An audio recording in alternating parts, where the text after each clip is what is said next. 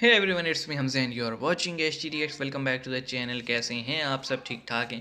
उम्मीद करता हूँ अच्छे होंगे, खैर खैरियत से होंगे, एंजॉय कर रहे होंगे। तो आज हम आपके लिए लेकर आए हैं पॉलिटिकल मस्ती की तरफ से video, let's talk about facts by Sudhanshu Trivedi.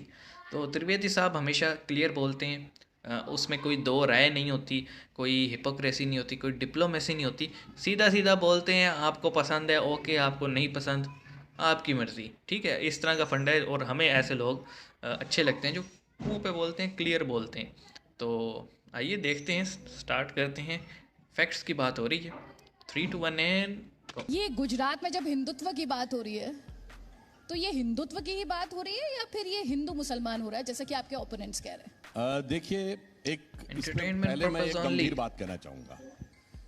ये हिंदुत्व शब्द के साथ जो खिलवाड़ करने का प्रयास किया जाता है, अंग्रेजी में आपने हिंदुइज्म शब्द सुना होगा, पर कभी क्रिश्चियनिज्म या इस्लामिज्म वर्ड सुना है? सिर्फ हिंदुइज्म ही वर्ड क्यों? जैसे आपने कहा कैपिटलिज्म, कम्युनिज्म, वैसे हिंदुइज्म एक सोशलिज्म। षड्यंत्र है शब्दों के जाल में फंसाकर भारतीय संस्कृति को लांछित करने का प्रयास। अन्यथा लांछित? मैं पहले एक बात कहता हूं, बुरा भला यदि करना। आपसे पूछें कि दुनिया में कोई एक देश बताइए जिसपे इस धरती पे पाए जाने वाले सारे धर्म पाए जाते हो, तो सिर्फ भारत। यहां तक कि पारसी, Kind of। जोरोस्ट्रियन जो सही है। अपनी जन्मभूमि ईरान से मिट गए, यहां फल फूल रहे हैं और बहुत शानदार स्थिति में है। दुनिया में एकमात्र देश, जब इजराइल के बनने के बाद यहूदियों पर अत्याचार का संकलन किया गया, तो एकमात्र देश जहां के यहूदियों ने लिखा कि अत्याचार तो छोड़िए, हमारे साथ भेदभाव नहीं हुआ, और तो और दुनिया में एक देश बताइए जहां इस्लाम के सारे फिरके पाए जाते हो, तो वो भी सिर्फ भारत ही है। और वो सिर्फ इसलिए है क्योंकि भारत हिंदू संस्कृति का प्रतीक है। हिंदू और हिंदुत्व के कारण ही भारत में ये है। अब आते हैं गुजरात पे। मगर देखिए साहब, कितना परिवर्तन आ गया पिछले चुनाव से इस चुनाव तक। गुजरात में आते आते 2017 के गुजरात के चुनाव में आपको याद हो, राहुल गांधी जी मंदिर मंदिर घूम रहे थे, कुर्ते के ऊपर जनेऊ तक दिखाया जा रहा था। इस चुनाव तक आते आते भारत की राजनीति में कितना परिवर्तन आ गया बताइए। ममता बनर्जी जी चुनावी मंच से चंडी पाठ करने लगी, प्रियंका गांधी जी चुनावी मंच से देवी स्तुति करने लगी, अखिलेश यादव को यूपी के चुनाव में सपने में तो भगवान दिखने रिलीजन लगे। को खुद यूज कर रहे हैं और वो। गुजरात का चुनाव आया तो केजरीवाल को नोट पे भगवान का स्थान दिखने लगा। इतना बड़ा परिवर्तन, इसे कहते हैं मोदी है तो मुमकिन है। सही बात है। मैंने मतलब आपसे पूछा नाम था कि आप इंडिया लगाते में हो कि मंदिर बीजेपी मस्जिद रिलीजन की यूज कर रही है, लेकिन ये एक्चुअली बताइए, खुद कर रहे थे वो। जहां सिर्फ मस्जिदें वहां झगड़ा किस बात का है? ये काबुल में काहे बम फूटते हैं, ये सीरिया में काहे बम फूटते हैं, हाँ। ये इराक में, लीबिया में, पाकिस्तान में वहां बम किस बात को फूटते हैं? क्योंकि यहां समस्या मुस्लिम नहीं है। मुस्लिमों के अंदर एक कट्टरपंथी सोच, जिसको केवल छोटी सी एक अलग राजनीतिक सेक्ट स्वार्थ है। के लिए हाँ। हम चाहते हैं कि बस उसके द्वारा हमें वोट मिलता रहे।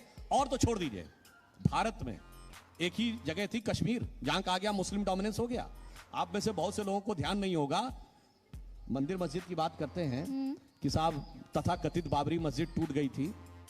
आपको पता है, बहुत बड़ी मजार थी चरारे शरीफ, वो जला दी गई थी। किसी ने कहा कि चरारे शरीफ जलाने पर उसको दुख है। कश्मीर में क्यों जला दी गई? कहा गया ये मजार है, ये एंटी इस्लामी है।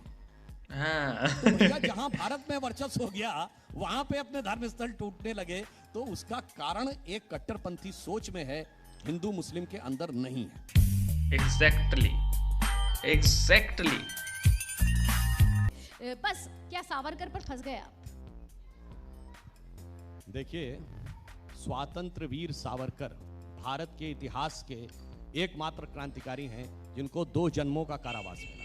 मैं इस पे देखिए मैं एक फैक्ट भी बताना चाहता हूं और आप सबसे कहूंगा इसको वेरीफाई करिएगा कि स्वातंत्र वीर सावरकर भारत के इतिहास के एकमेव क्रांतिकारी हैं जिनको 2 जन्मों का कारावास मिला, और जिन्होंने 1857 के स्वतंत्रता संग्राम को पहली बार स्वातंत्र समर कहा।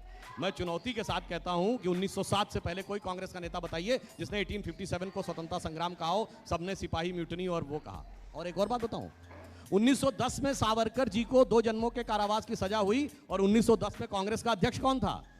विलियम वेडनबर्न। ब्रिटिश सरकार का सेक्रेटरी, और जिन लोगों ने को अंडमान की जेल में रखा गया, कोल्हू में बैल की तरह जोत दिया गया, सावरकर जी पे ये शर्त लगी थी कि वो रिहा होने के बाद भी किताब नहीं लिखेंगे। मगर जो लोग ऐसे जेल में रहे कि जलवाए जलाल से रहे, सेक्रेटरी भी था, खाने का खाना भी था, किताब लिखने के लिए भी सब कुछ अवेलेबल था, और फिर माउंटबेटन के साथ अत्यंत मधुर संबंध थे, 1948 में जाके शिमला में छुट्टी भी मना रहे थे, वो स्वतंत्रता का संग्राम लड़ रहे थे और जेल की कोठरी वाला संग्राम नहीं लड़ रहा था, और उन्हीं को सारा क्रेडिट मिला। इस पर एक लाइन और कह देता हूँ कि नौरंगिए सियासत दौरा तो देखिए कि मंजिल मिली उन्हीं को जो शरीके सफर न थे। क्या बात है सर, क्या बात है सर, क्या बात है सर, ये क्या बात है। बात है, क्या बात है। मतलब क्या एंडिंग की है। और अब तक का ये मैं कहता हूँ बेस्ट वीडियो था सुधांशु साहब का जो मैंने अब तक देखा है। बिकॉज मैं पहले भी कहता था कि यार बंदा क्लियर है हर चीज़ को। हम भी अक्सर वीडियोस में कहते थे कि जैसे इन्होंने भी बात की ना कि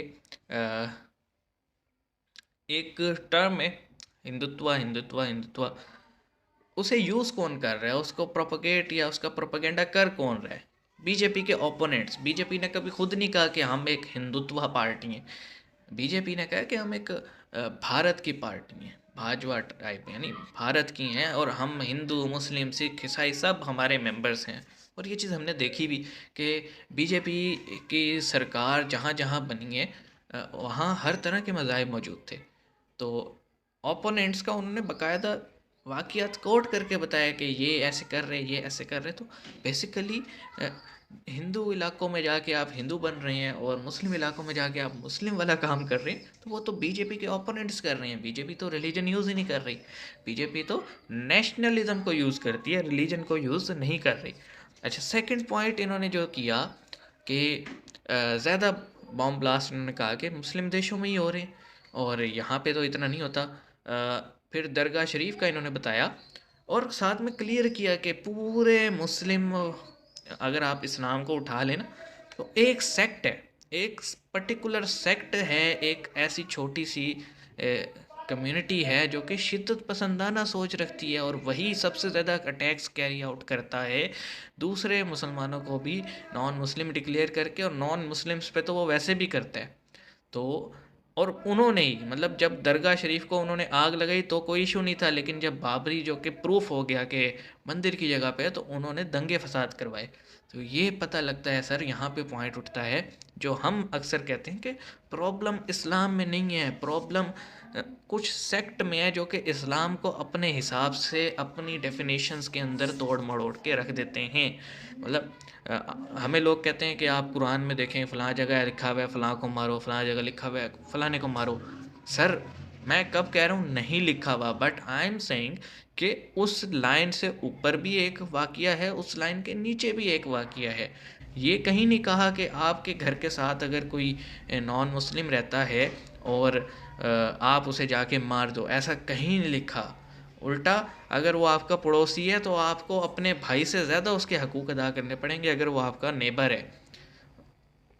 ये मामलात जो लिखे गए हैं ना, जहाँ पे आपको नज़र आता है इस्लाम में शिद्दत पसंदी है, वो उस टाइम में है जब जंग हो रही हो।